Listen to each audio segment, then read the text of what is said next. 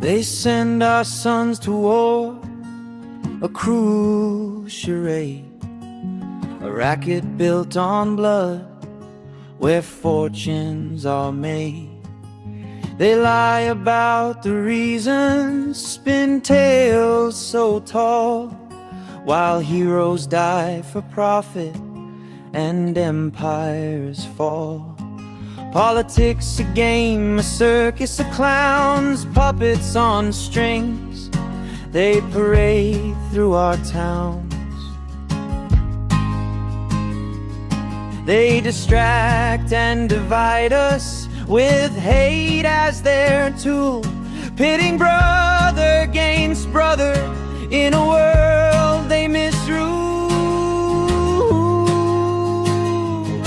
When the powers that be warn you not to go beyond the pale, then that's a sure sign there's more to the tale. Their anti-human agenda, it's plain as the day. They view us as bugs in their cold, heartless play. Eat insects, they sneer, while they feast on the land. Depopulation's their goal, with a tightening hand. Civil rights torn to shreds in the name of their peace. A police state rises where freedom's all seized. Gaslight us with propaganda, their lies never end, twisting truth in their grip till our minds start to bend. When the powers that be warn you not to go beyond the pale, then that's a sure sign there's more to the tale.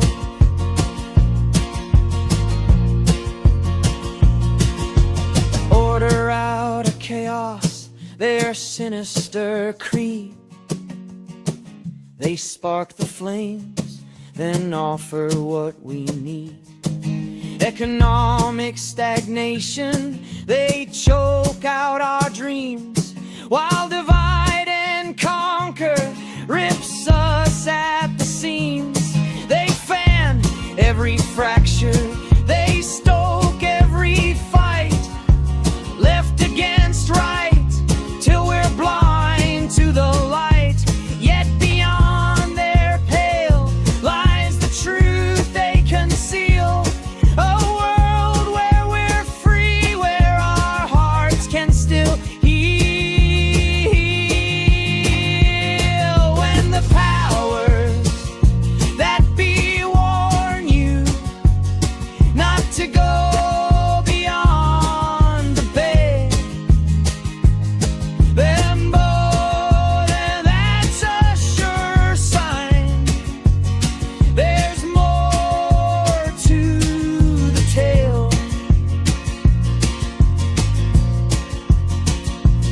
So step past their warnings, their fences, their lies.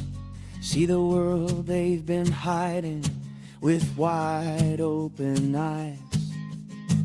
Beyond the pale, where their power grows frail, we'll reclaim our future and truth will prevail.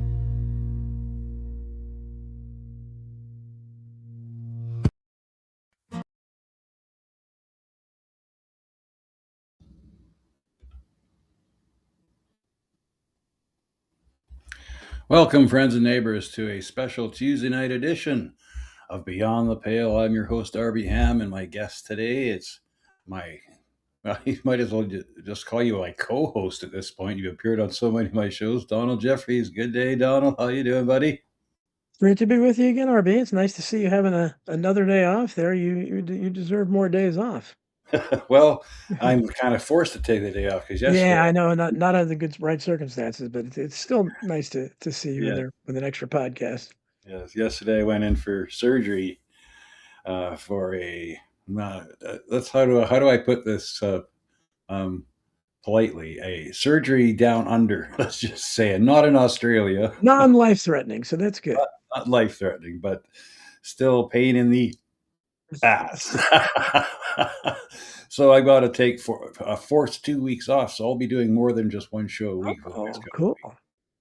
But I had to get you on tonight because one of your heroes and belatedly one of mine that I read more about, this amazing man, John Barber, passed away. And I wanted to quickly share this. Oh, wait, I gotta start the share screen. So you wrote on your Substack, "Goodbye to my dear friend John Barber." And you wrote, "I had finished and was just about to publish a new Substack when I got the news about John Barber yesterday. Knowing John, he would have loved having a tribute written about him. I don't expect the national news to mention it. And by the way, I've been checking. The national news, it's like he never existed. Yeah, yeah. Uh, But they should. Right now, he obviously takes precedence in my thoughts. John was very anal and impatient about things like people not replying instantly to emails. I think he was the only one other than me that grew annoyed with unduly delayed responses from people. So he would approve of me getting this out there quickly. He was a true larger than life character, and his many accomplishments need to be celebrated. People have told me that he viewed me as another son. I joked that I was his lowly number two son. We never had a real disagreement or a crossword with each other. He was proud to be called the godfather of reality TV. Recognizing that I am unworthy to do so, I hope I was able to do his memory justice. For those who are interested, Jeff Rentz, who is also a close friend of John's and featured him as a guest for many years on his show, and I will be dedicating a show tonight to John. You can listen live at 10 p.m. Eastern here, and there it is. Well, Uh, that was actually yesterday. You might still be able to catch the rerun though. that was last night. So yeah, rentsradio.com. And I'm hoping to. I didn't get a chance to listen to it. I was doing other stuff. I was doing a deep dive into his past and found some stuff that's very interesting. We'll talk about. I was deeply saddened to learn that my good friend John Barber passed away yesterday. He had turned 93 last month, so it seems odd to say that it shocked me, but it did. He had the heart of a lion and the enthusiasm of a teenager. I would have bet money on him living to be 100. Unfortunately, we have little control over these things. For those of you who don't know, John will always be remembered as here's a picture of you with John and another author, and attorney Brian Lloyd, John and me. I'm the only Yeah, one. unfortunately, he's gone now too. I said I'm the only survivor in that picture. Oh, that's terrible. That's life. For those of you who don't know, John will always be remembered as the creator and host of the television show Real People.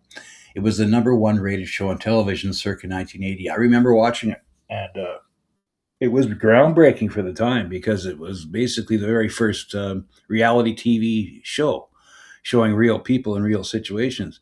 And it was very interesting. I couldn't stop watching it. It was one of those shows that once you started watching it, you had to tune in again the next time because it was fascinating because he would showcase real people in real life with real problems and stuff like that. And the funny and the humorous side of real people. It was like amazing. And I think like if he was maybe a more mercenary, he could have done some trademarking and some patenting of things like reality TV and made a fortune out of it. After it was the number one rated show on television, I watched it, and my wife, who I had not yet met, attended a live recording of it in 1979. So there's some serendipity for you. After we started dating, she asked me to videotape the rerun, and we would look for her and her sister in the crowd. They were huge fans. John loved hearing that. He was thrilled to know that people were interested in his work. He was delighted people remembered him. The title of his hit show was absolutely appropriate because he was interested in average, everyday people, real people. Even though he worked with some of the biggest names in show business, it was the server, the hotel clerk, who fascinated him most. Like me, he was a populist. He thought that the lives of the common riffraff mattered. Real people was his love letter to them. It remains his legacy. How many of us get to leave behind that kind of legacy? And so I'm not going to read the rest of it. You people can go to Substack and read the whole thing, this tribute to him, talking about how you got acquainted with him through Facebook. And then you guys started to bond on the JFK assassination. Yep. And I'd like you to briefly talk about that. But first, I want to quickly take the people through to his Wikipedia, because everybody has a Wikipedia. And I'll quickly do a summary. Born in Toronto, Ontario on April 24th, 1933. My God, that's a long. Barber moved to the U.S. in the early 1960s. His comedy act, and we will be listening to a little bit of that later on, particularly his 1965 album, It's Tough to Be White. In 1965, he did an album that's tough to be white. Can you imagine? This guy was brave. Dealt in part with civil rights and black-white relations. In 1971, he hosted a local daytime talk show on CBS owned KNXT, now KCBS CTV, in Los Angeles. Barber would later do a brief stint in Chicago as co-host of AM Chicago and ABC-owned WSTV in 1978. Barber was perhaps best known for creating and appearing in the 1970s TV show Real People. Now, I did not know this part. He also hosted the pilot for The Gong Show in the Yes. mid-1970s, walking away from the show in objection to its farcical premise and forcing producer Chuck Barris to step in front of the camera as host. Yep. As a regular panelist in the 1988 Canadian-U.S. syndicated Yes. version of Pirates. He portrayed game show host Harry Monty in a 1975 episode of Sanford and Son. Barber was the executive producer of the game show That Awful Quiz Show, hosted by Greg and John Rice at 82. And I did not know this. He wrote and narrated Keith Burns' documentary Ernie Kovacs, Yes, Television's yeah. Original Genius. I remember watching that, and that was one of the best documentaries on Yeah. Ernie Kovacs. And I didn't even know about Ernie Kovacs, but he was brilliant. Barber also directed and wrote the 1992 documentary The JFK Assassination, The Jim Garrison Tapes. This film covers the investigation of DA Jim Garrison, who, after the 1963 assassination of John F. Kennedy, decided to further investigate the official report given by the Warren Commission. The documentary hypothesizes connections between the assassination and the FBI, the CIA, the Mafia, the Cuban Missile Crisis, the Vietnam War, and other organizations and foreign affairs issues. The film won an award in 1993 at the San Sebastian Film Festival in Spain. He directed and wrote another documentary, The American Media and the Second Assassination of President John F. Kennedy, which released to specific audiences in 2017, but saw a broader audience in 2019 when it was showcased on iTunes, Vimeo, and Amazon. This follow-up documentary is an extension of his critically acclaimed The Garrison Tapes and has received significant praise for its detail and exposition on the subject of the JFK murder and the evolution of contemporary fake news. So, you bonded with him over the JFK assassination, and he was deeply involved in it, obviously. And so, can you maybe just do a summary of how you first guys kind of met through Facebook and then became fast friends? Yeah, well, as I wrote, I watched Real People. My wife loved the show. She had been to a taping of it, and so I never in my wildest dreams thought that I would ever, become a good friend. I mean, he used to. John flattered his friends, and he didn't have many friends. He was very selective. Although he was a people person, he was also private. He was a curious mixture, and he kept his friends to a minimum. So he always made me feel great to say, "Donald, you're one of a handful of, my best friends." So, I mean, it was great, that he thought that much of me, and but we just met, on Facebook. He posted something, and I responded, and he responded right back, and, I mean, I'm thinking the guy's a celebrity, and he just was so friendly and down to earth, and then, I remember he suddenly, like, one time he posted something, the only 2 Donalds that I like, 'cause he, was against Trump, even then, he said, "The only 2 Donalds I like are Donald Duck and Donald Jeffries." It's like, I said, "Wow." It was, so we just hit it off, and I got to meet him in 2017 when he came here to, the film, I think the best documentary ever on the subject, the American Media and the Second Assassination of John F. Kennedy. He filmed it at he showed it at American University site of Kennedy's JFK, peace speech, famous peace speech, I think the greatest speech ever delivered by an American politician. And, it was nice, I think the turnout was a little disappointing. I expected more students there, but it was, but then, a few years later, he came back to DC, and I get to meet him again, and treated to more meals. John was a generous check grabber, and he would not let you pay the tab, and he loved taking you out. So if you met him, you were gonna get at least a meal out of him, and he loved doing that. He was quite the host, but he came, back to screen his documentary on William Pepper, who was the lawyer who represented James Earl Ray and Sirhan Sirhan. So, John put a lot of time into that, and very small turnout. It was very disappointing. But John, as I said in there, no matter what, you got his best work no matter what. He was going to be the same when he was on the Tonight Show with millions of people watching. That he was going to be on my podcast, or in that case, talking before a handful of people. He still was the same way, and he treated everybody the same. He said he was just as happy to meet the college students that were there, and especially the females, because John loved the ladies, and he pose for pictures with them, and he loved doing that as much as if he had met some famous lawyer or something. So and he was impressed, I think, with the fact that I knew so much about the JFK assassination, and I had been involved in it for so long. I started, working for Mark Lane's Citizens Committee of Inquiry when I was a teenager in the mid '70s. So he was impressed by that because he knew Mark Lane and he knew all these people. And then he ended up becoming the only man. Jim Garrison granted him the exclusive rights to interview after he's the only man that interviewed him after the Clay Shaw trial. So I got lots of inside skinning on that, and he later he put on his John Barber's World YouTube channel, which has a lot of great videos with. Is he interviewed everybody from Frank Zappa to Ronald Reagan to Muhammad Ali to Bob Hope? I mean, this guy it was amazing. So, can understand how that made me feel to have him calling me up and calling me one of his best friends because this guy literally knew that the movers and shakers of the world, and he's impressed with a thought criminal like me. So it was. It was the most gratifying, most rewarding friendship of my life. So it was, yesterday I had tears in my eyes most of the day, typing that, tribute out to him. And I know he would have liked it because John loved the limelight. He loved the limelight, and he was a natural entertainer, and so he loved attention, and and most celebrities do. And he never got a. This is a guy, as he told me many times. Donald, I was making 20,000 plus a week when I was doing Real People. So, it was 1979, 1980. So just imagine how much money then. I mean, it was incredible amount of money, but and getting untold numbers of fan letters, every day, like real famous people do.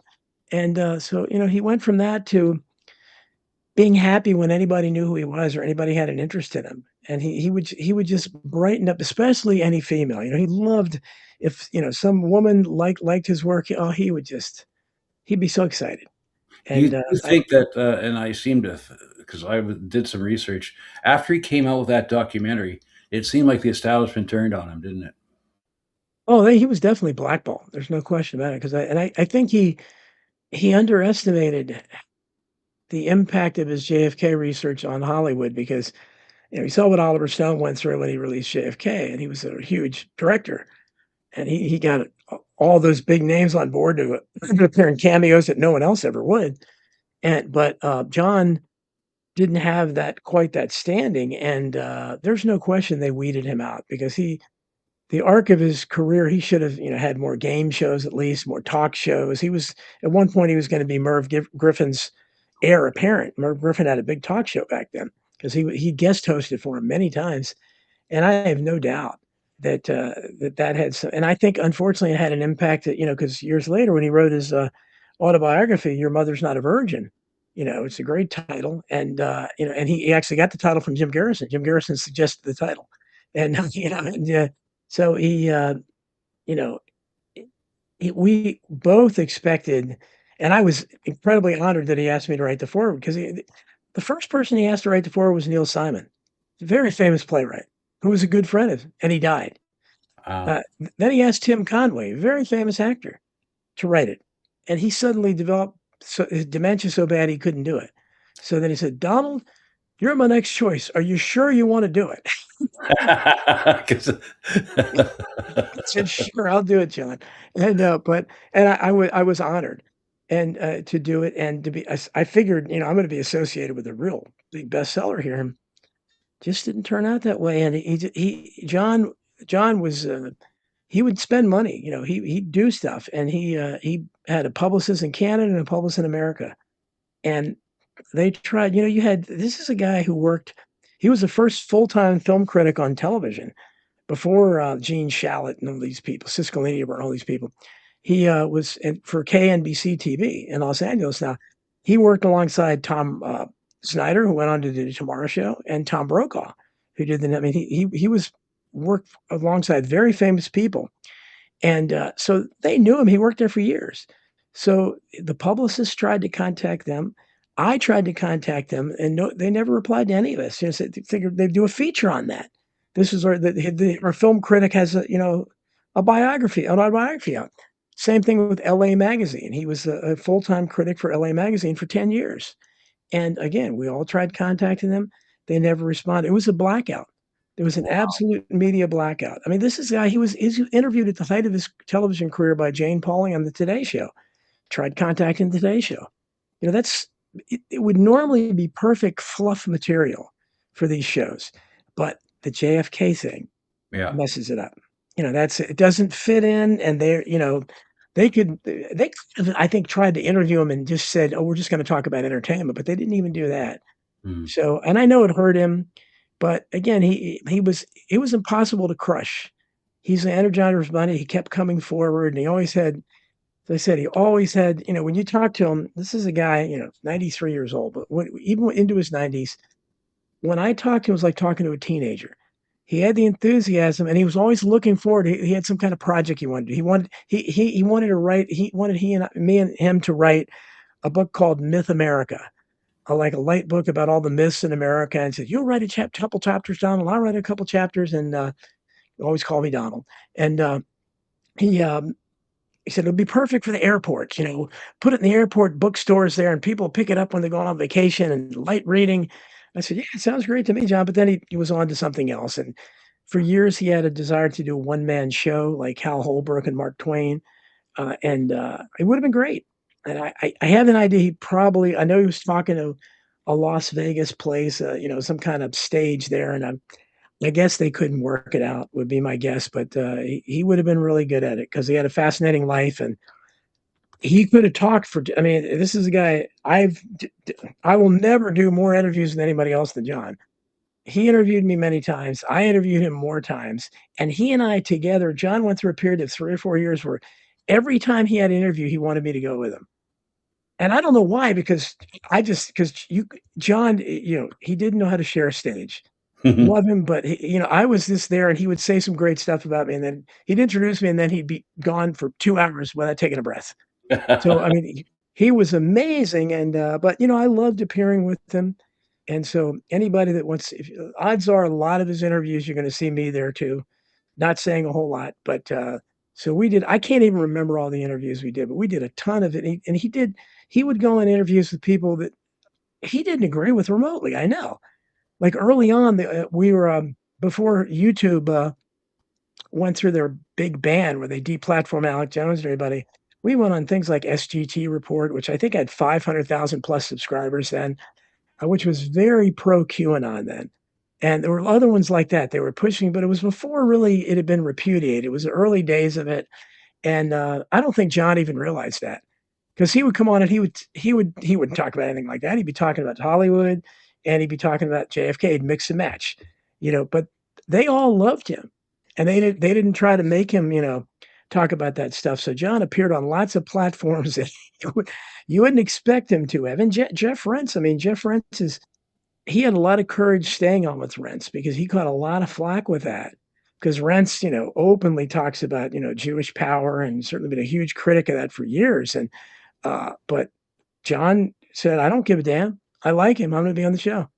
And, that was his personality. He didn't care. He was never gonna be pressured to say, "Do you know what this guy said?" Or, "Do you heard what he said?" But John didn't care. He said, "No, I like him.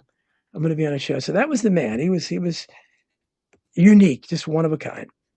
Okay, so I wanted to go on from that to share with the audience, and we'll watch just a few minutes of this. I'm going to disable my camera so you can see the full thing. But this is the first when I decided to do some research.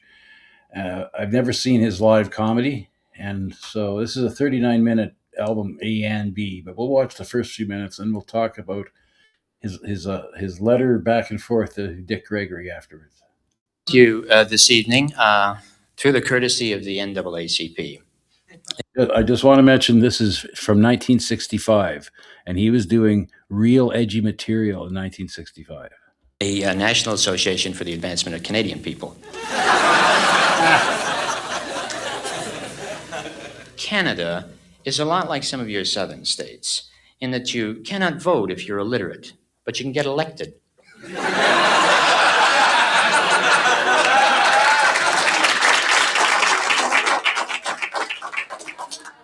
Now, I know you're going to love the show, but folks, I don't want you to love me just because I'm white.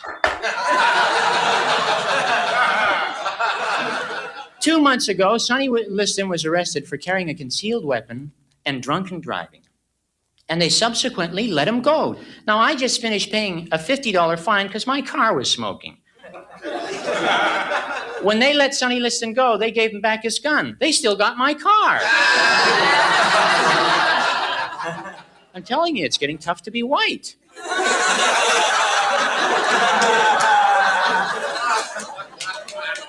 It's tough to be white, especially if you're a comic. Now, I believe in equality. I believe my paycheck should equal Dick Gregory's. When I came down here last year, I called an agent and I said, "Hi, my name's John Barber and I'm from Canada and I'm looking for representation." He said, "Are you white?" And I said, "Yes." He says, "That's no good." I said, "Well, I'm half Jewish." He said, "That used to be good."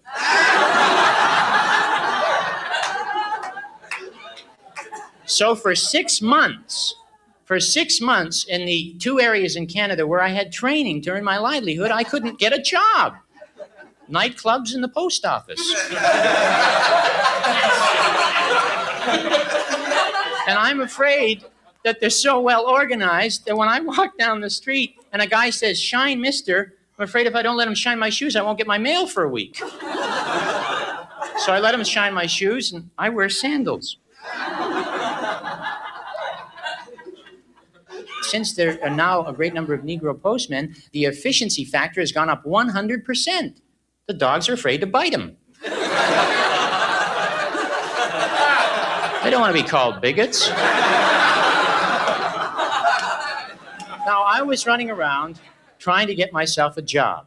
And every place I went, I heard people talking about hire Negroes, hire Negroes, hire Negroes. So I had to go every place else, running around.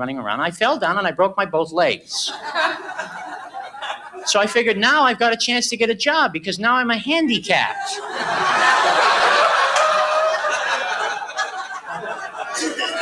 So I went down to the welfare department and I said, "I'm handicapped. Remember all the people that used to say hire the handicapped?" Well, he said, "Well, all the jobs are taken by Negroes." I'm telling you, it's tough to be a white cripple.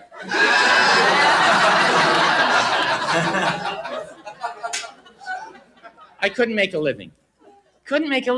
So I figured, well, the only place left for the white man is real estate. So what I did is I thought I was going to try something new. I was going to make a great deal of money because I know a lot of white liberals who talk about doing things wonderful for the Negro in this country. So what I did is I took what few dollars I had and I went down to Central Avenue and I bought a whole block of houses with a small down payment. And the idea was that I was going to get some of my white liberal friends to move into Central Avenue and raise property values. I went broke. There is one small consolation in a Negro living in a ghetto. I mean, he knows that's as low as his property's going to get. Poor white man, he lives in constant panic. Now, this whole business that's going on in the country has made me terribly, terribly self-conscious. I never used to think as a youngster anything about going into a car wash and having my car washed. Now I drive into the car wash and all of a sudden I feel guilty because I'm contributing, to their deprivation because I got to work in there and wash my cars. Well, I feel so guilty that while they're washing my cars, I go up back and wash theirs. And Cadillacs are bigger than Chevys.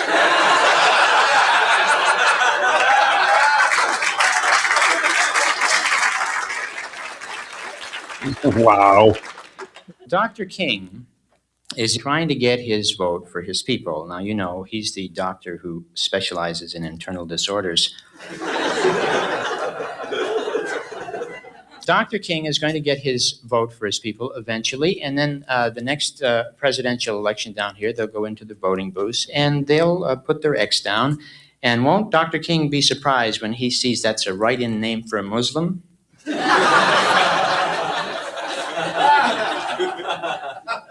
you know it's not really easy for a Negro woman in this country to be a Muslim because it gets, it gets very awkward. You know, if she divorces him, she's got to go around referring to him as her ex-ex.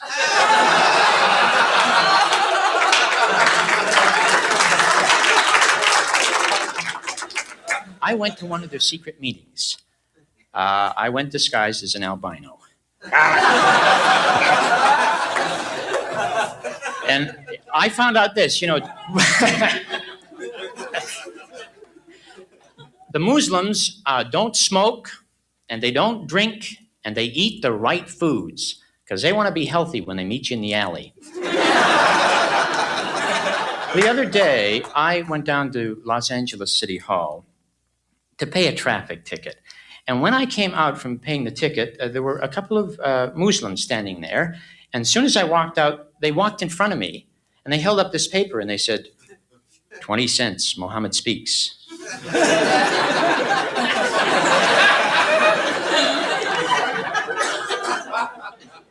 I said I heard him. That'll cost you 40 cents. So in preparing for my citizenship, I've been studying American history and Japanese karate.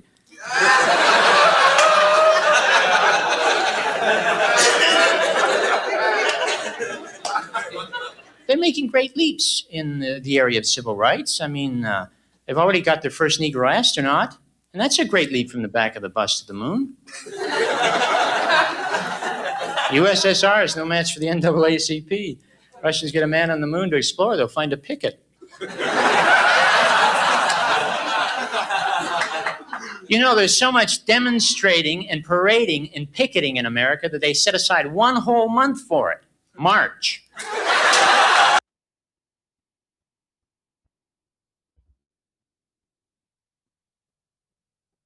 All right, so that's all we're going to listen to. You can read the whole album if you watch the. It's fine. You can find on YouTube. It's Stuff to Be White, The Wit of John Barber, and I'm going to quickly go through all the stuff he covers here. It's pretty amazing.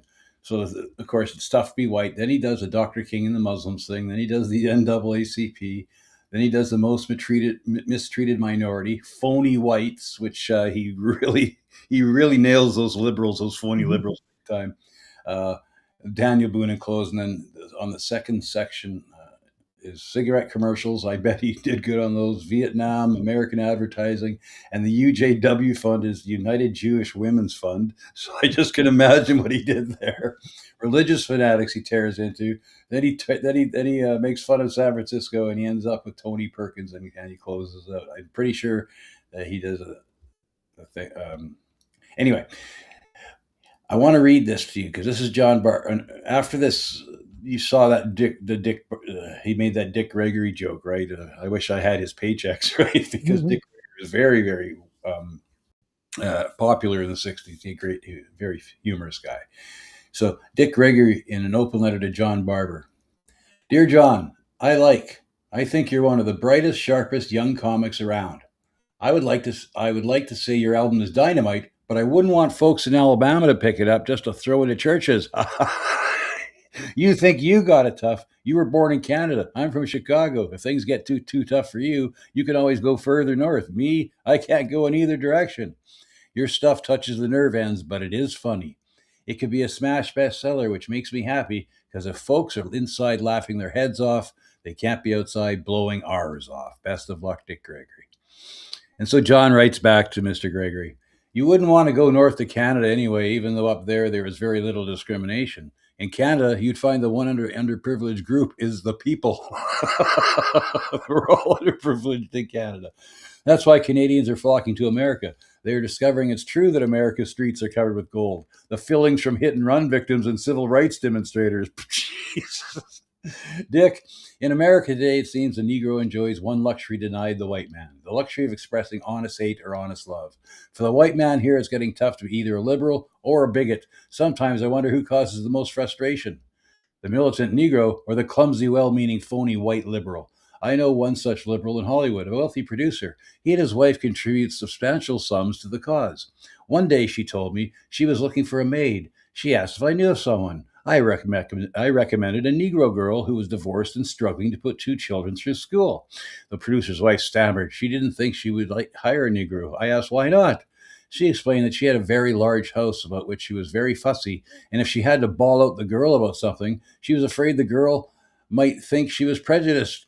After some thought, she said, "Never mind, I'll hire a Mexican." A few weeks later, I visited their house, and here was this Mexican girl down on her hands and knees scrubbing the kitchen floor. I said, "Gee, they sure got you working hard for your money." She retorted, "If I was colored, I would not be like these on my hands and knees. If I was colored, at least they'd give me a mop.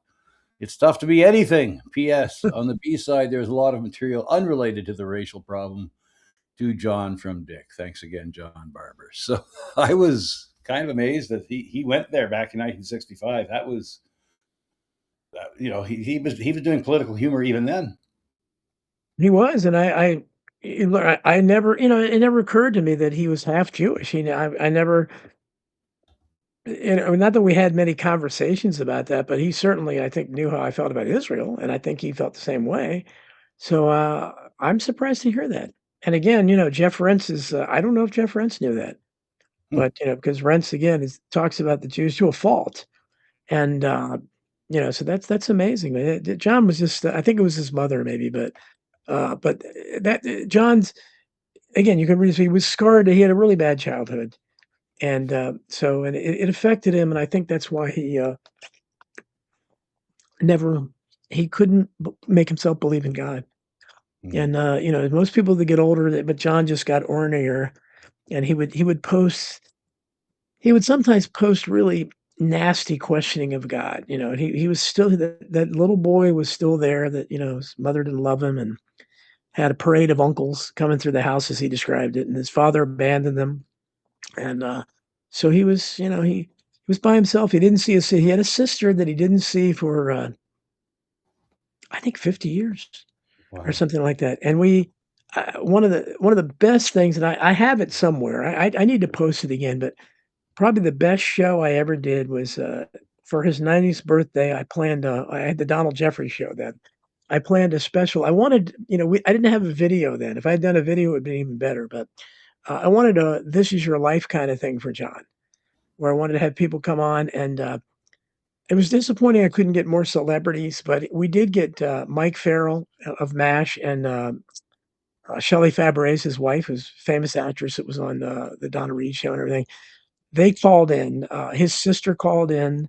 A couple of other people called in, his publicists and stuff. But we were supposed to get Dee Wallace, who's she said she was going to call and she didn't, and a couple others. But it was great. And John was so overwhelmed. He thought that was so cool because because I made it as I said, well, John, let's see, who is this now? See if you can guess this voice. You were trying to do This Is Your Life type of thing, which was a great show way back when. And but video would have been much better because we would have had tell them to hide and then come out from behind a curtain or something. But that was, and I need to find. I need to listen to it again. But he was a great man, and that's the most I've listened to his stand up comedy. I probably should have listened to it more because I found that a lot of that comedy from that era doesn't age well, at least with me. It's because it's a lot of it's very topical. You can see he's talking about issues that were important in the early '60s, civil rights humor and everything. But but John was very good at it, very clever, and he said he was cutting edge for the time, and if he had been doing comedy now, it probably would work. But I don't think he wanted to do that anymore. But he Well, probably could have. he could have done a reprise. It's tough to be white part two because now Oh, that now it down really is. you've actually written a couple articles about how tough it's to be white. Yeah, yeah, yeah, yeah, exactly. And I had no idea that back then that he had done an album with it. But you can see Dick Gregory is. I mean, Dick Gregory is somebody I admired so much. I mean, I want to say, his book was one of the most influential on me when I was a teenager. I can't say the title. The name of it was The N Word. That That's was the right. book. So you Yeah. literally can't say his book anymore, but great book. Hmm. Really opened my eyes. And Dick Gregory was one of those black radicals that that, I just look, because of course he was really interested in the assassinations. He did a lot of work with Martin Luther King, He and he did. did, it was years later when I was researching on Borrowed Fame, I found out that Dick Gregory had already died. I would have loved that. I don't know if he would ever come on my show, but possibly, because I might have had, certainly with John Barber, I might have been able to, arrange it, I guess. I don't know, but just admired him a lot. And John Belushi, I found these things out later, but I was researching on Borrowed Fame. The last night of his life, John Belushi called Dick Gregory because he knew him and asked him, he said, I need to talk to Mark Lane. Some more stuff I want to talk about because he was obsessed with the Kennedy assassination. Of course, the next day he was dead, but so those are kind of the uh, entanglements you see and the connections these people have. But yeah, Dick was an incredibly radical guy, but he was funny too. He was a comedian. Okay, I just gotta quickly type this in there, see if I can find it. Okay, never mind. Anyway, okay, so this is the next one. Here we go. We're gonna listen, and then I'm gonna take my I'm gonna shut down the camera again. This is a little bit longer. I want to listen to the whole thing. This is probably his last full statement, and this was from 9 months ago. Yeah, John Barber's World. it was a Superman, trademark Superman stuff. He Yeah, loved the Superman stuff. Anyway. I want to listen to this, and then we will discuss it after. It is not as though I lost a friend, and it's not as though I lost a job. What it is though I have lost a country. For 92 years, I lived the life of the American dream. That American dream is now an endless, criminal, cultural, political, economic nightmare. Last week I spent in Washington, D.C., paying honor to one of the best investigative journalists in America. Quickly, Don, do you know what he meant? What? I think he's talking about Trump-related stuff, but he'll go on to explain. I'm pretty sure. His name is Wayne Madsen.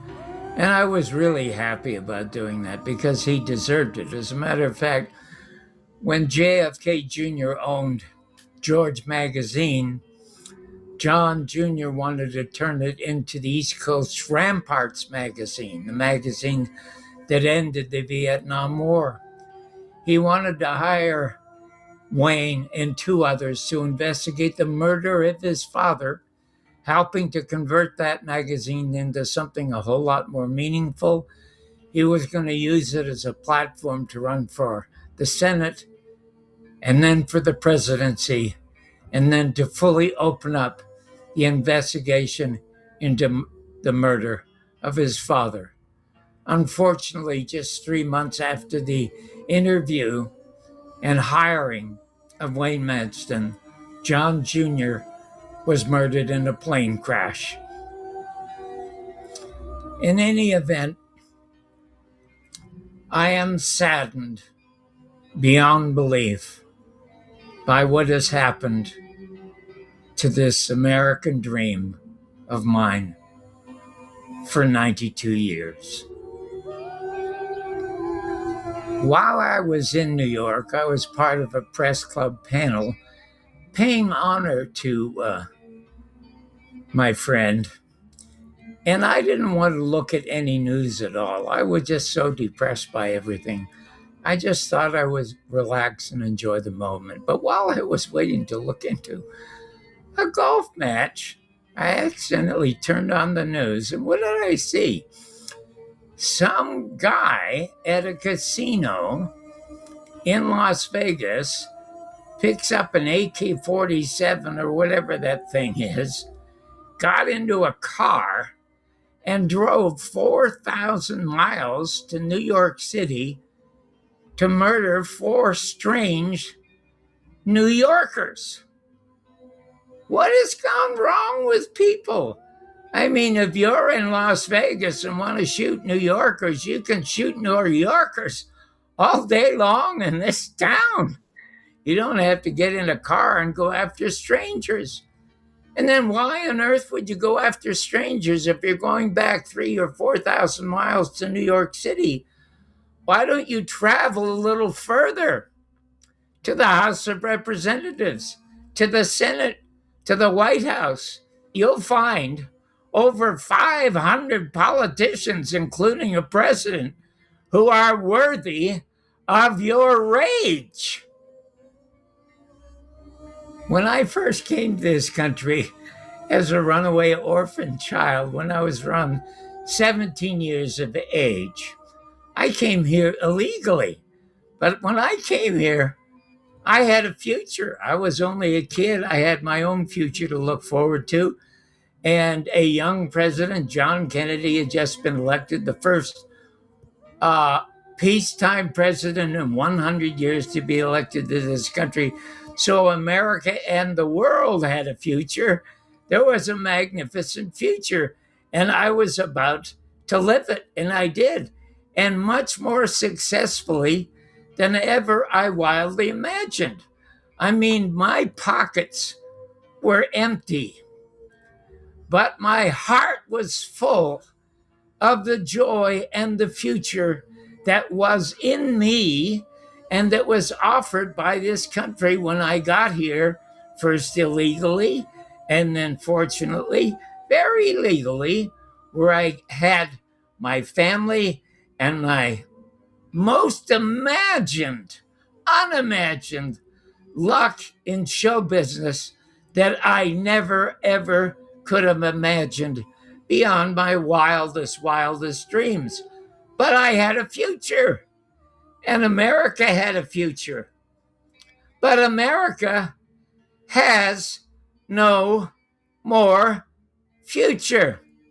When I got here, it was Ronald Reagan. And Ronald Reagan, it was trickle-down economics while he was in the White House.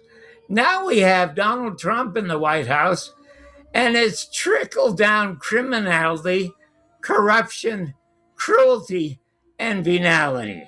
Okay? And that is never, ever, ever going to away. And I recall Nixon. Nixon was always on camera screaming at the camera and screaming at us that there was crime in the streets. He saw it all over the place. They even made movies called Crime in the Streets, okay? But now the crime is not in the streets. The crime is in the Senate. Crime is in the Congress.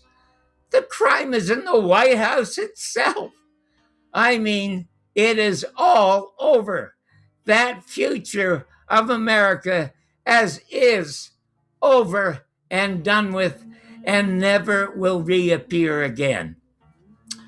When Marlon Brando, as Mark Antony, stood over the assassinated body of Julius Caesar, assassinated by Brutus, he said,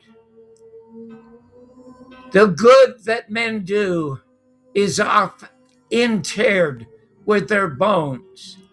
The evil that men do live after them."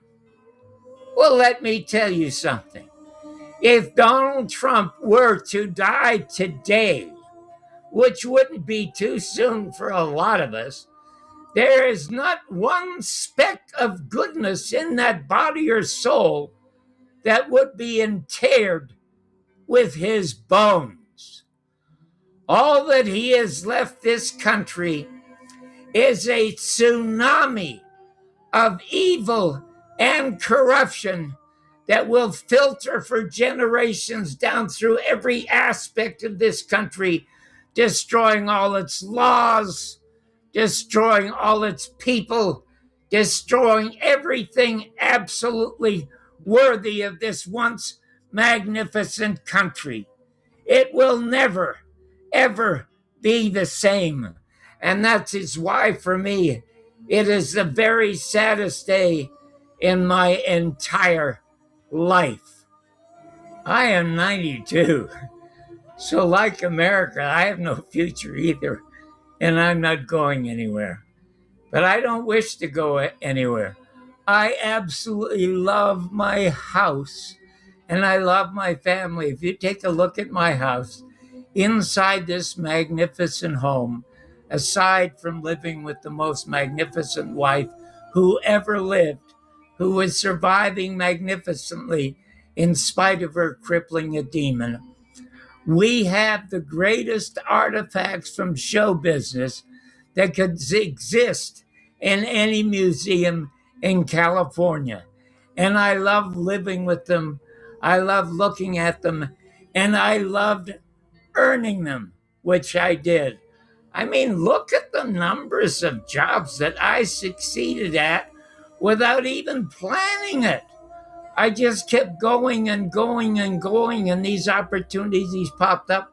Fortunately, I was given a gift of a modicum of talent, and I took advantage of it and became very, very, very successful. And fortunately, I have, aside from the greatest wife, the absolute greatest child any human being could have, because my son had the greatest mother and father that any child could ever have, and he readily admits it.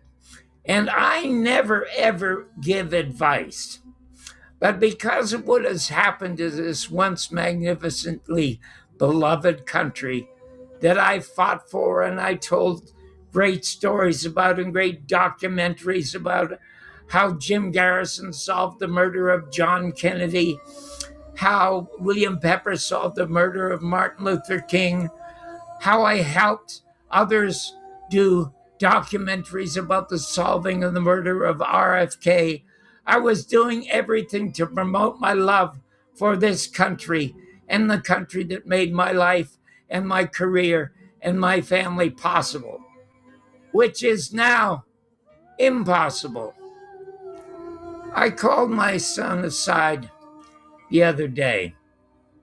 He is enormously successful in his business and has been for the last 30 or 35 years in writing these criminal documentaries. I don't know how he does it, how he comes up with so many versions of the same crime.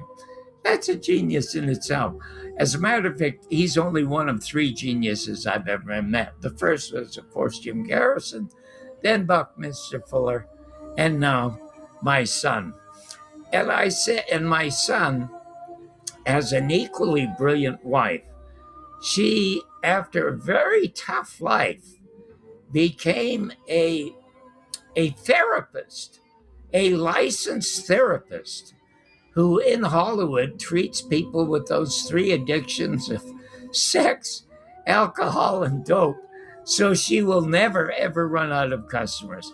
So anyway, I called my son and I said to him, you know what, Christopher, I never give advice, as you well know, but I'm just going to make a little observation for you, okay? I said in a few years, you are going to think about retiring. Now, you and Annadelle are going to end up in the 1% of the retirement funds. I mean, you're also there now with the earnings that you make, but when you retire, you'll be able to live any place in the world. You could live in Russia, you could live in Portugal, you could live in China, you could live in Japan, you could live anywhere. But I'm not going to tell you where to live. That is someplace you will pick, but I will tell you this. It strikes me as awfully and wonderfully ironic that here you have this troubled, lonely young man, your father, deported twice from the United States, kept coming back until I finally got my citizenships granted to me by Senator John Tunney. Okay. And I'm going to say this to you. America is not a safe country to live in or even be in. You can see that. Any idiot can see that. There is nothing but vile corruption growing and growing that will bring this country down to absolutely nothing where it already is now. Now, a lot of people are doing very well. A number of my friends are getting quite rich because we live in a garbage dump. And if cockroaches live in a garbage dump, they can find food, they can find mates, they can find anything and have a great life in a garbage dump. Well, two or three of my friends are doing very, very well living in the garbage dump that is now America. But I am not turned on by a garbage dump. I am turned on by intelligence. I am turned on by talent. And it does not exist at any of the higher levels in this country, either in government or the media. You got a guy, Joe Rogan, who got made a living eating cockroaches, and now he puts a real cockroach in the White House. What kind of life is that, for God's sake? So, my suggestion, and it is only suggestion to you, is that when you reach the age of your retirement, you look at the places where you think you might be the happiest, and I assure you, you are not living in one of those places now. So it'll be a magnificent touch of irony, and I'm not suggesting you do this, but let me tell you this. This will enhance your life. This will enhance your wife's life. This will improve the safety of you intellectually and physically. It will improve the safety of your wife and any of your dear ones if you get out of this country. So, since I came from Canada, and wouldn't that be a wonderful turnaround story if my son, this very bright genius, ended up taking his wife and his talents back to British Columbia. And in Vancouver, which is by far the most beautiful city in the world, and one of the production centers of motion pictures and television on the planet, you would never have any difficulty finding the greatest of jobs and the greatest of places to live. So it is just my suggestion, my son, because aside from your mother, there is no one that means more to me than my son. Because had you not been born when I did not want a child, I would have not had a life. Because the moment I held you, I knew that my life was not mine anymore. I had to devote it to you. And I did. I voted it to you and to your magnificent mother. And because of that, my life not only was enhanced, but my luck was enhanced. Now, Woody Allen believes that everything is luck. Well, it might be. You know, your father is an atheist, so I don't believe there is a God. But I do believe in divine intervention. And all throughout my life, whenever I got in trouble, out of nowhere came scores and scores of men and women there to help me for a day or a week or a month or a few years and bring me back to normal and a happy life. You do not know how happy and lucky and magnificent a life your father has lived, and all of it unplanned. And I have a half a dozen very religious friends who said, John, I have got to tell you something.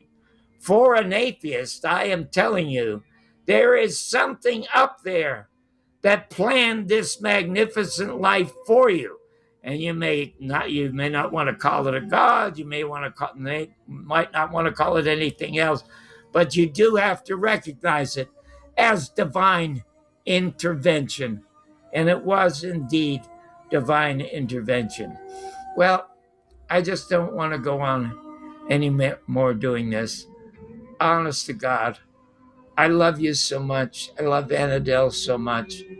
And I just hope you end up going to Vancouver and follow in the birthplace of your father where you could be reborn. I love you so much, dear.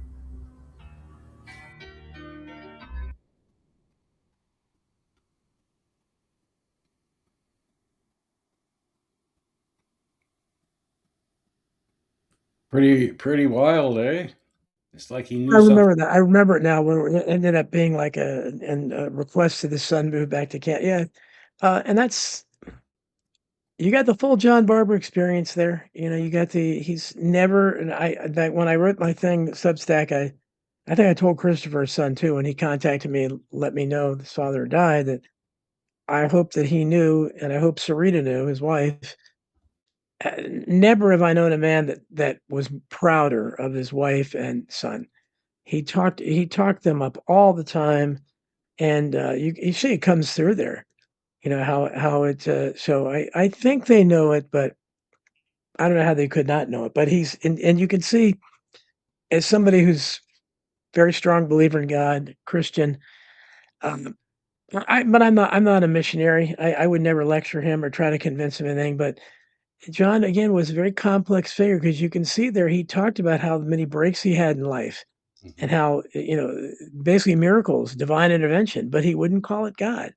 So I don't Hmm. know where he thought the divinity was coming from, but he clearly had, those kinds of breaks, but, I don't know. But I'm also not one of these Christians that think that, a marvelous human being like John Barber, is not going to be in heaven or something. So, I'm pretty sure he is, and, because he was a life well lived, and he was a great person, however you look at it.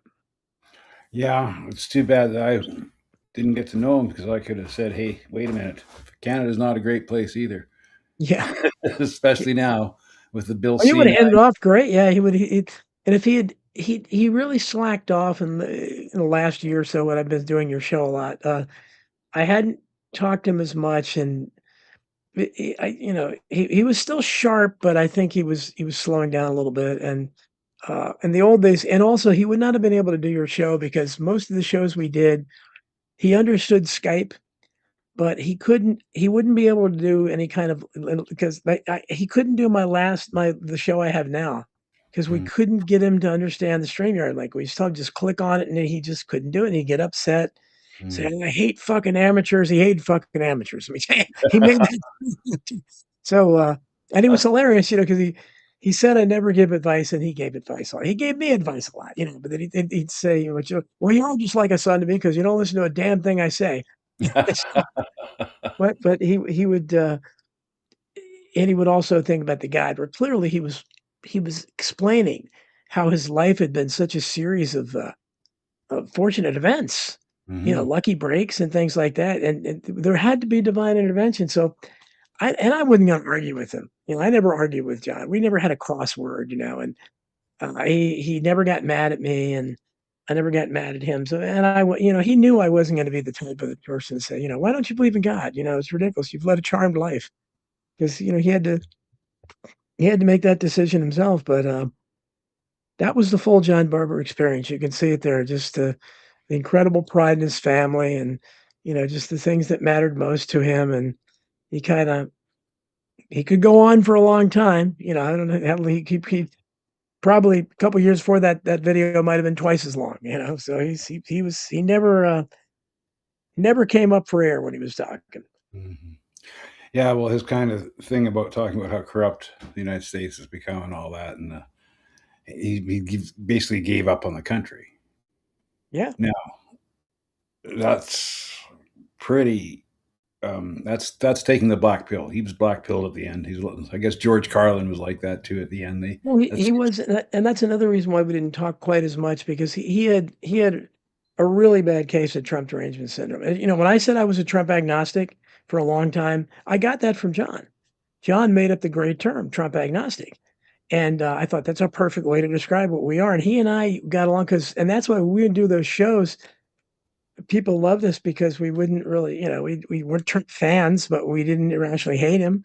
And so we'd be able to look at him dispassionately. And John could do that for a long time. I don't know when it changed, but somewhere along the line he I'm got pretty too sure because I checked that 9 months ago was when the Epstein files came out.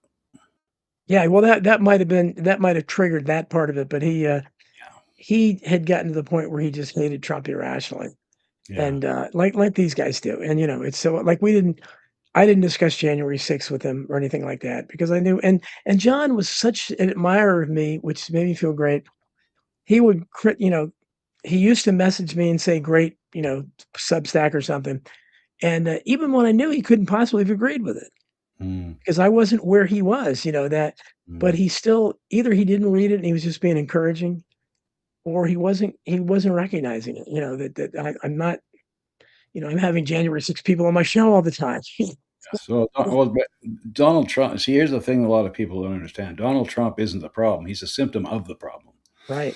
Right? He's what culminates in a long, slow decline of Mhm. standards for your presidents and for your government, and the complete lack of diplomacy, the complete, the braggadocio, the golden statue to himself at Mar-a-Lago, all this stuff. It's just become too much, and it's become comedic. It's become peak idiocracy, and so yeah, I can understand. I mean, I can understand how a guy of that age who had lived through the formative years that he did. I mean, he lived a rich life.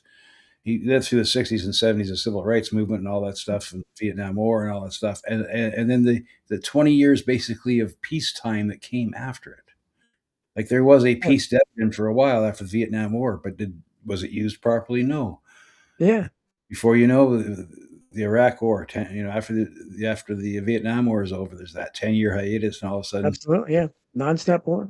and then I'd everything. like to know who Nocturnal Human in the chat room, he says, "Looks like Michael Caine and John Goodman." Who's he talking about? Is he saying John Barber looks like Michael Caine and John Nocturnal Human just gave a dollar Rumble rant. well, good. I don't wanna well, that's great. I just wonder who are you talking about with Michael Caine and John Goodman? I'm not sure what that I don't know. I'm Maybe I'm missing hopeful something. with the expectation that the American empire is going to die. The sooner it fails, the sooner we can build something better, like burning a dead Okay. field. Yeah, that's the thing. Like, and I'm pretty sure that E. Michael Jones, remember we had his on? He looks at this as when something dies out, something is reborn That's what later. a lot of people think. Yeah. Yeah. That's a lot of people think it has to, to die before it can get better. I So think he was the guy who no, was the guy talking he about was the talking video. about in the video. He's talking about he showed that picture of from he showed a picture of Jim Garrison talking with some guy, and that's what I think he was talking about. Oh, okay, Garrison. Okay, interesting. Yeah, yeah. Anyway, That's so cool. Yeah, yeah, yeah, it's cool. But just wondering, I was curious about that. Yeah, no, it's really you can't feel too sad. I feel sad personally because I lost a friend, a close friend. I won't get to, and I knew something was wrong. And his birthday was April 24th, and I always called him on his birthday. And I tried several times, and he never answered. And his voicemail box was full, so I couldn't leave a message, which is unusual. And I never got to talk to him again. And he didn't answer me for a few days on Facebook or email either, and I was really worried. And he finally did, but it was kind of a half-hearted response, and not his usual enthusiastic with exclamation point stuff, which you typically got with him. You can see, I mean, his book, Your Mother's Not a Virgin, exclamation point. The mhm. life bumpy times of a Canadian Robin Hood Chance, exclamation point. The subtitle too. That's John. Was John Barber, exclamation points, very declarative, very expressive and very unforgettable. Yeah. Well, I'm glad we spent this hour talking about him. That's great, and I want to end our little session tonight. I found this and I think we can play this because we want some laughter in the room, and this Sure. is great. This is comic Lucas Selnick. Does some stand up crowd work here, and he finds a LGBTQ liberal person who's working for a defense contractor. This is hilarious, and it's very appropriate to our times. I think. Okay. Let's listen. How are you guys all? What's the story over here? How do you guys know each other? Okay, cool. Through your ex. Okay, nice. You guys seem lived up to the max. That's cool. What are your jobs? I sold my soul, and I work for a contractor and selling machines that make concrete. You work for a defense contractor? Wow, that is not who I thought you were going to be. Can I get some pronouns going? She, her, okay, got it. Okay, wonderful, spectacular.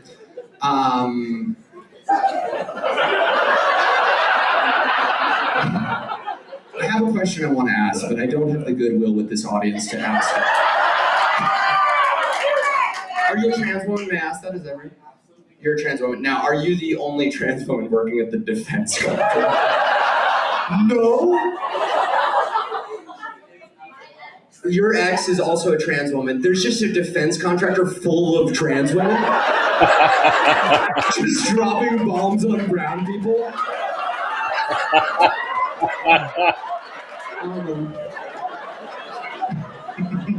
How about those pronouns? That's crazy. You make are you on the engineering side? Okay, so you make motors for what exactly? Rocket motors. Oh, rocket, for rockets. Yeah, so like when that school in Iran. Dude, that's a pickle for a liberal, don't you think? You're like, technically the motors were made by trans women, so. Who are you on the side of, liberals? If the school's in pieces, the trans women don't have jobs. Which do you want? Or sorry, the school's in one piece. The school is most certainly in pieces. I know, I keep saying too aggressive of things, and I'm sorry. I wish I could rewind time with you guys. You like it? Were you booing me being hard on myself? Oh, thank you, people from the other room. They're like, from the perspective of people who aren't at the show, we love what you're doing. It's possible the audience watching you doesn't like you, but we're in a different room. There's a lot more distance between you and the word retarded, and we like it back there. That's great. Okay, so it's like a woke defense contract. Yeah, okay. But are you a liberal? Okay. You're very leftist. But then help me understand the logic for working, like building rocket motors. It's a financial. Yeah. You need your money, but that's a lot. Isn't that a lot of money? I feel like there's a middle ground somewhere in there. Are you like pro-capitalism? No, you hate capitalism. You just build rocket motors for our military. I would love to live inside your mind for one day.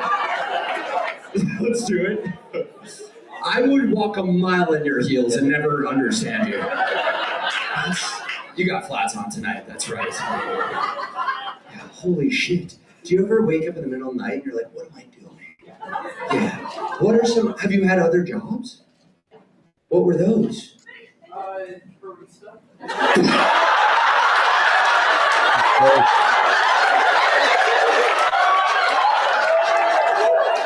You got radicalized at a Starbucks thing? It was what? It was local. Oh, I'm sorry. How dare I accuse you of working at a terrible corporate entity like Starbucks? Yeah. Did you know that many Starbucks even support defense contractors, which is such a not a bad thing, actually, because I thought about it again. Wow. I don't understand you one little bit. You don't either. You go to therapy. You talk about building the rocket motors in therapy? No, I talk about my trauma. Okay. Tell me what your trauma is. Your dad is your trauma? Yeah, you know what some people's trauma is? Getting hit by a highly propelling rocket.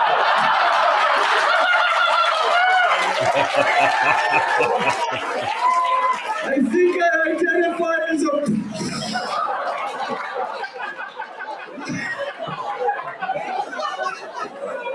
my God. American marketing, shut the fuck up. You know it find it eventually, god damn it. Fuck. Took a while, but we got there. Thank you, one guy that just laughed for the first time. He's like, show just got good 52 minutes in. Holy shit. Wow. What do you do?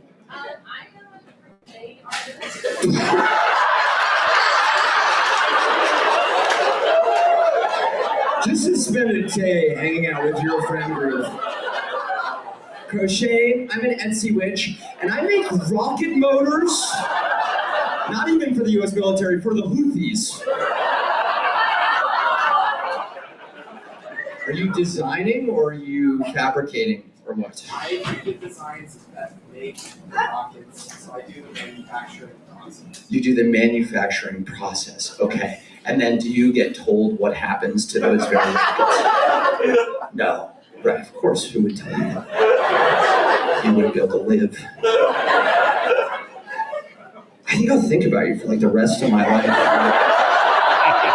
I'm like, if leftists are working at the defense companies, what are we even doing anymore? I mean, one other guy, I'm a Republican barista, actually. Yeah, I hate trans people. I work with about 20 of them. I'm from Tennessee. It's a local coffee shop. It's not a Starbucks.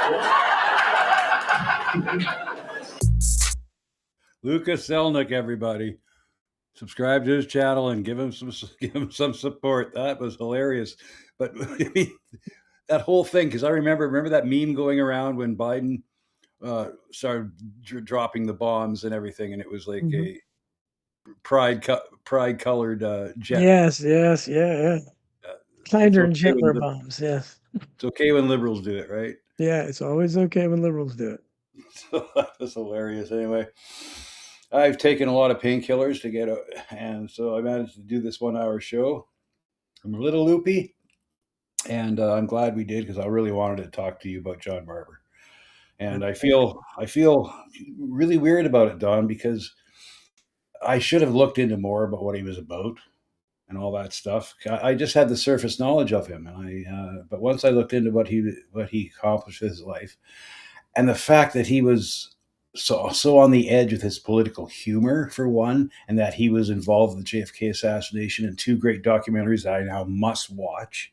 Yeah. But I wanted to talk to you about his second documentary, when he was mentioning the second assassination of John F. Kennedy. Yes, it's great. It's the best documentary I think ever on it's an overview of the media's performance, and it does a great job.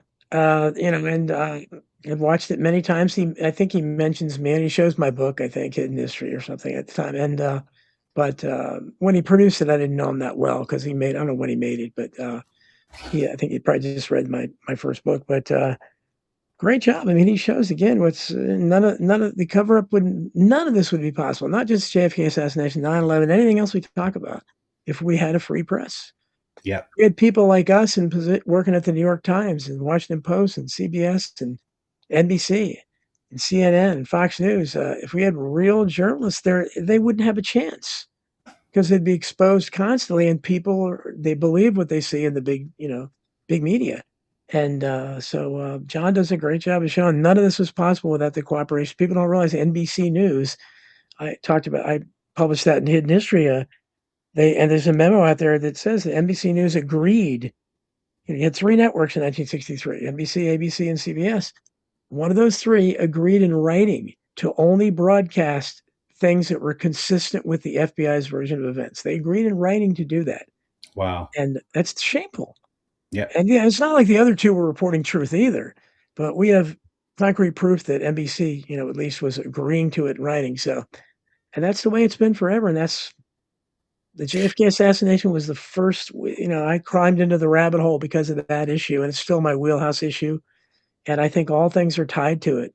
And I think that's why we keep going back to it, over 60 years later, because even the people that weren't born yet understand that this is kind of where in the modern era things really started to unravel. Because I've said many times on November 22nd, 1963, you could make a strong argument that America was at its zenith, was at its peak, economically, culturally, the way the rest of the world viewed us. And you had a man that actually was devoted to peace in there. Really, maybe the only time we've ever had a president like that in our history, John F. Kennedy. So ever since then, it's been straight down. And if he hadn't been assassinated, I don't know what the 1960s would have been. I don't know if there wouldn't have been a counterculture because it was built around the Vietnam War and JFK was getting us out of Vietnam. I don't know that there would have been drug usage. It was all tied into the anti-war movement. I know RFK and Martin Luther King and Malcolm X. I don't think the other assassinations would have occurred either. So just a completely different world. We can't even imagine what it would have been like. That one event just had a domino effect, and that's why we're still talking about it here 63 years later. I think that's why Harry S. Truman wrote that famous op-ed after JFK's assassination, bemoaning the fact that he created the CIA in the first place in 1947. Mhm. That's a very famous thing, and because he knew deep in his heart what was going on, of course. A lot of people knew deep in their heart what was going on. And the CIA was involved in all the horrible things: Operation Paperclip, Operation Mockingbird, Mockingbird. MK Ultra, all Sure. these Operation Chaos, all this stuff. And it's being exposed now finally, but at the same time, the people are too divided to take advantage of it. Left against right paradigm is still going strong. You can see it every day in your Twitter feed, Mhm. and so we're still got a uphill battle to get people to wake up and see the truth. But I think we're getting there, and I think John Barber's life is a testament to it. And I'm glad we talked about him tonight. Hi, Elbow Kid. Yeah, thanks for showing up. All the good stuff's already done, and you're watching Russell on his Due Dissident stream. But so thanks for coming. Thanks, Nocturnal Human, for showing up. Thank you for the $1 Rumble rant. Yay! Mhm. Thank you, Mega Abishaba.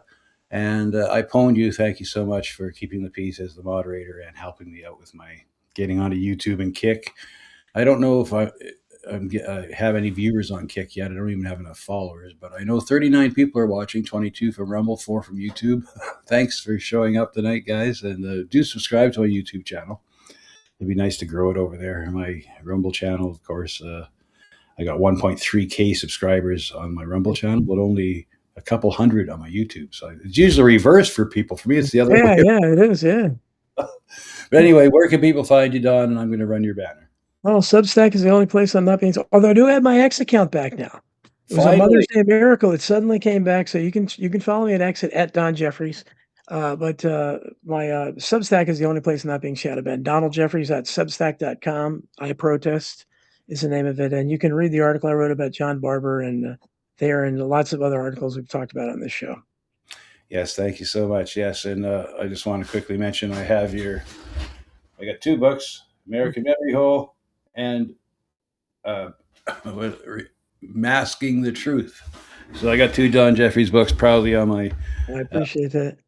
My bookcase. So thank you, Don, for showing up tonight. Thank you, everybody, for showing up. Like, if you got here late, I'm going to be telling you I'm going to be probably doing a couple more shows than usual because I'm off for 2 weeks after I had surgery done in the place that we don't like to talk about. But I just want to sing this praise to the colorectal surgeon, misunderstood and much maligned, working away in the heart of darkness, working where the sun don't shine. So I'll be available. I'll be doing 2 or 3 more shows than usual lately. So keep abreast on it. Click the notification bell. Please like, share, and subscribe to my stream. Click the notification bell so you'll be notified when I go live. And Don will be back because he's basically my co-host. Thank you for sharing your memories of John Barber tonight. Thanks everybody for showing up. And I'll be talk to you later, Don. Take care. Thanks, Harvey. Take care. Bye-bye. So I'll go out on another version of my theme song. But yeah, so for people who got here late, I had surgery yesterday. A truck driver problem, let's just say, and I have to take a couple of weeks off before I can get back to work. And so I'm going to have a couple of weeks off to do more than just a Saturday night show. I think I might do one again Thursday, but I might do a Thursday night late show starting at 10 p.m. Eastern Standard Time. I might do maybe a midnight show or something like that and make it really late when nobody else is doing live. So you'll be all forced to watch me because nobody else will be doing live. I'm thinking about doing that. And I'd like to talk more about what's going on in the world today. The incredible craziness, this continue, the war is not meant to be won; it's meant to be continuous thing. I think is showing up in spades right now, and hopefully enough people can shake the spell loose and just realize that we're being played. And once you realize that, you're a lot further down the road. Remember, conventional wisdom is usually just conventional deception if you really want to get to the truth. Sometimes you just have to go beyond the pale. Till next time, brothers and sisters, peace. And may the fourth and the force be with you. Bye.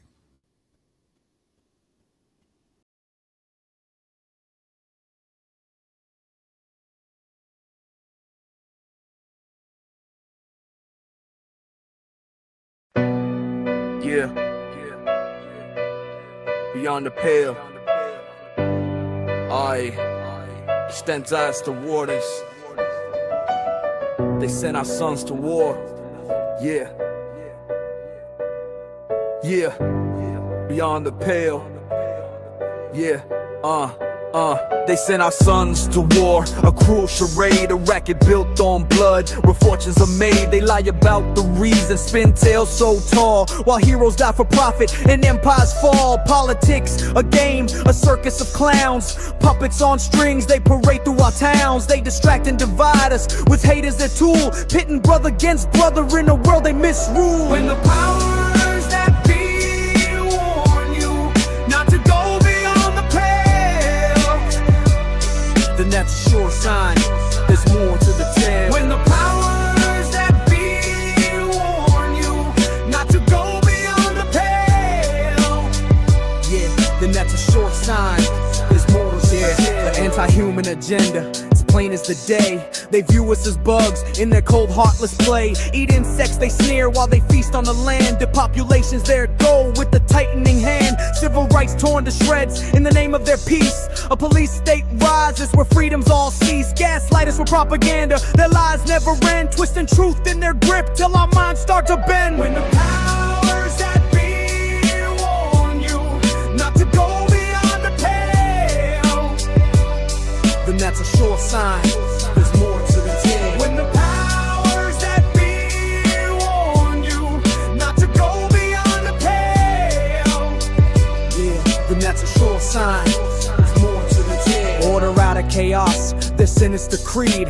They spark the flames, then offer what we need. Economic stagnation, they choke out our dreams, while divide and conquer rips us at the seams. They fan every fracture, they stoke every fight, left against right, till we're blind to the light. Yet beyond the pale lies the truth they conceal, a world where we're free, where our hearts can still heal. When the powers that be warn you not to go beyond the pale, then that's a sure sign there's more to the tale. When the powers that be warn you not to go beyond the pale, yeah, then that's a sure sign there's more to the tale. So step past their warnings, their fences, their lies. See the world they've been hiding with wide open eyes. Beyond the pale, where their power grows frail, we'll reclaim our future and truth will prevail. Beyond the pale.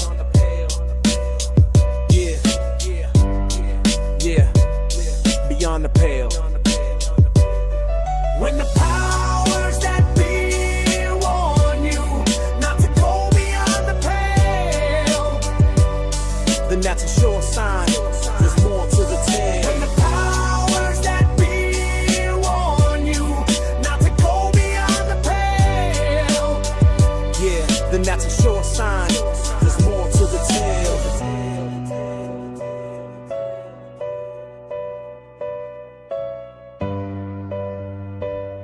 Beyond the pale, yeah.